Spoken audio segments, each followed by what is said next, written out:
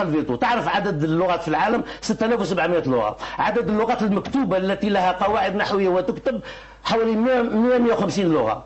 من 150 لغة مكتوبة 6 لغات رسمية في مجلس الأمن والأمم المتحدة، من بينها العربية. دخلت العربية لم تدخل سنة 45، لا، دخلت بعد ذلك.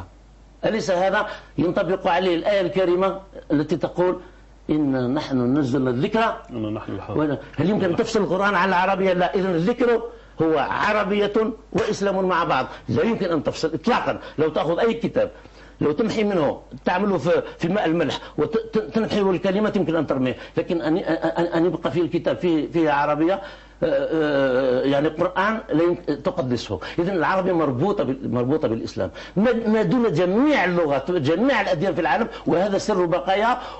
وقلت لك ستبقى بعد زوال كل هؤلاء الذين يوعدونها. سنقرأ عليهم سورة ياسين في قبورهم إن كانوا مسلمين، والعربية التي تقرأها عليهم ولهم مستقبل ظاهر جدا، وليس هنا مجال الحديث. إن كانت هناك فرصة سأعطيك مستقبل عربي.